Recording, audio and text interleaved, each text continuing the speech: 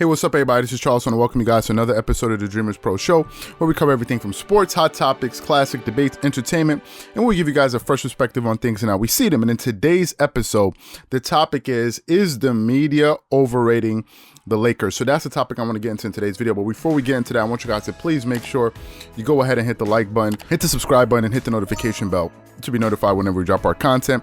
Also, I want to let you guys know that the Dreamerspro Max premium platform is live.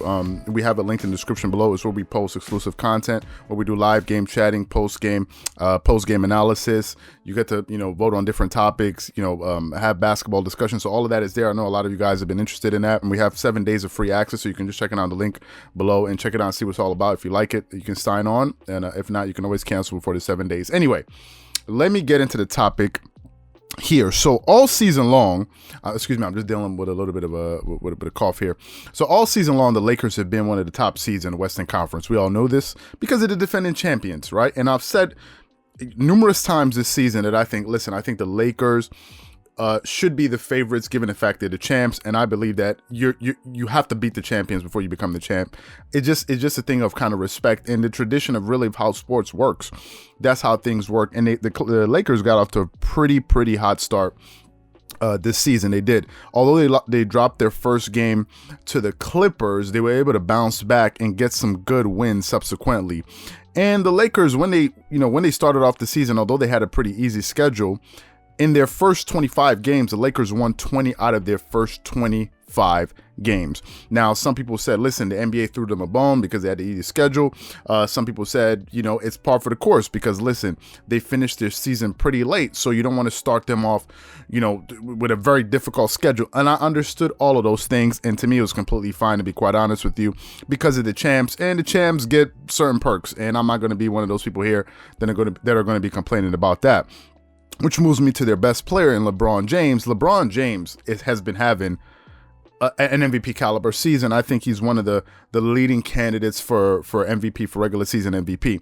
LeBron James, think about this, guys. In his, 18th year, 16th year, 17th year, I don't know which one you want to call it, 17th year, he's averaging 25.8 points per game. Let's just say 26, okay?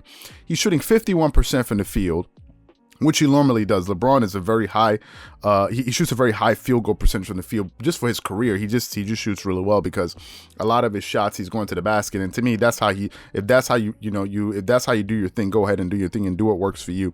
He's shooting a higher 3-point percentage this season than he did last year. Last season he shot 35%. This year he's shooting 36% from the from the 3-point line. He's shooting virtually the same percentage that he did last year from the free throw line. Last year he shot 69%. This year he's shooting 69%. So it's pretty much a wash. It's the same thing. However, this year he's actually getting more rebounds. Last season he averaged 7.8 rebounds. This year he's averaging 8 rebounds a game, and I think that's virtually the same amount of rebounds, more or less, than him and Anthony Davis. Just to show you how good of a rebounder LeBron James is. He's getting you 8 rebounds, but he's also getting you 7.8 assists per game. Last season, we all know that he led the league in assists with 10 assists plus per game, but this year he's getting you 7.8 assists. So basically, he's getting you 26, 8, and 8, and getting you 1.1 steals per game. So listen, LeBron James is having an MVP caliber season, and I think he's the best player on the Lakers. Now, obviously, Anthony Davis is no slouch. Last year, I thought he should have been Defensive Player of the Year. Last year, he had an amazing season, and this year, obviously, he's not playing up to that level. Now, I do have Joel Embiid currently leading the MVP voting. I don't know if you guys saw that game last night. Let me tell you something. Joel Embiid is a monster, man. And the thing I like about him is that Joel Embiid now is just posting every time down. I watched that game in the fourth quarter, late third, fourth quarter. Joel Embiid, they gave him the ball like 6-7 straight possessions. And to me, that's how they should have been playing through this guy all along. So maybe that's a testament to the coaching of Doc Rivers. But he is a monster. And that 3 that he hit to tie the game, the step back 3, he just ran behind the 3-point line, pull up and hit the 3 to center. I mean, come on, this dude is bananas. So for me, I think Joel Embiid right now is the current front runner for the regular season MVP. Now let's go back to the Lakers. So the Lakers did sustain a major injury to their second best player in Anthony Davis. Anthony Davis was having some tendonitis or tendinosis, I don't know, whatever it is, and he was forced to sit. right? They took him out of games, and AD was expected to miss at least 4 weeks of basketball, right? And when he left, the Lakers started losing games, right? That's when that's when the problem started. But then, funny enough, that's when the media started cooking up some fantastic excuses for the team. The Lakers at one point dropped 4 games in a row, and everyone was like, it's just fine. I mean, what's the big deal? What's everybody panicking about, right? That's what I think this was after they lost to the Nets or so.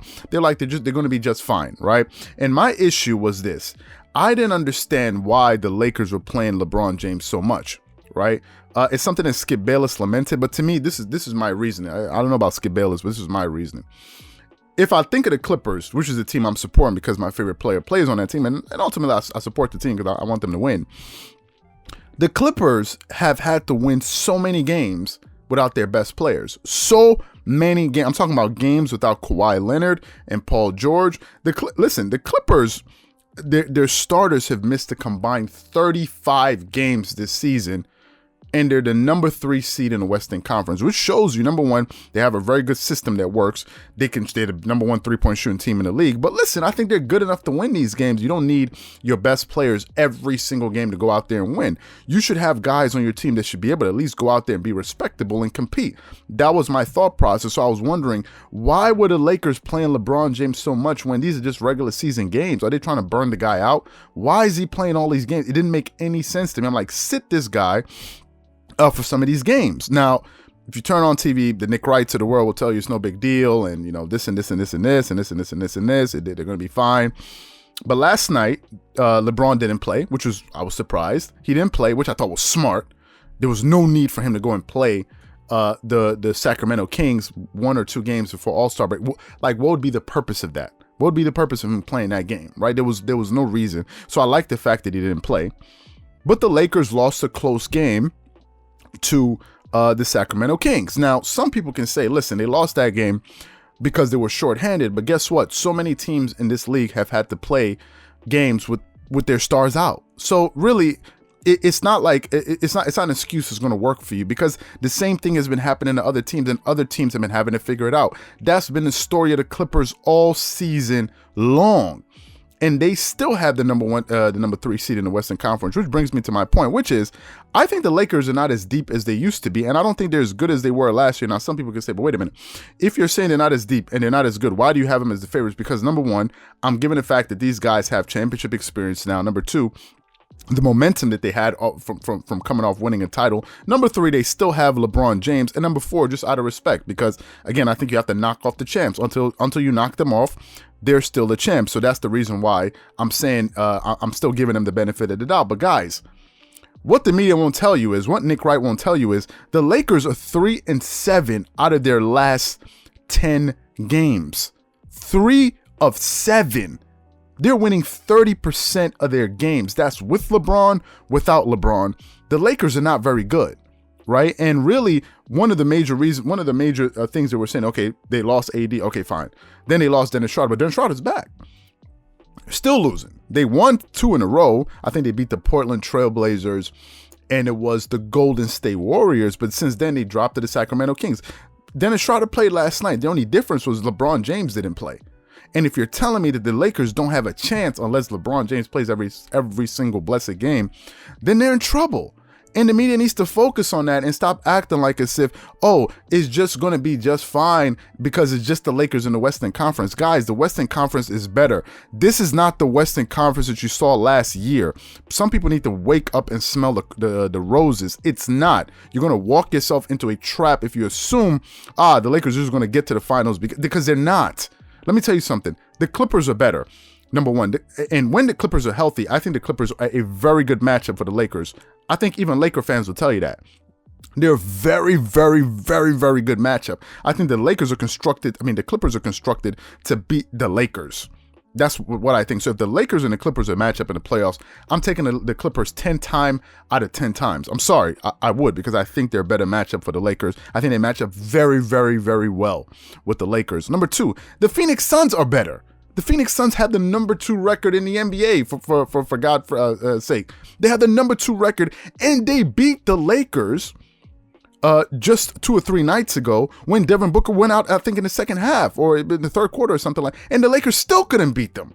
So listen, the Phoenix Suns are better. The Utah Jazz, you don't need to say anything except they have the #1 record in the NBA. I know last night, Donovan Mitchell had a temper tantrum at the end of the game because of the refereeing. With he was just pissed off with the way the referees were calling the games, and he said it's something that's been compiling. And I understand, it's something other teams have been complaining about, but he gets a pass because his team is doing so well. The Jazz are for real. This is not smoke and mirrors. This is not some kind of like a figment of your imagination. The Jazz are legit, and the Denver Nuggets, although they've been up and down this season, that team is built for the playoffs. So the West is loaded, and there won't be any Orlando bubble this time around. There's no bubble. There's no unusual circumstances. There's no such thing as guys flying in. That's not happening this year.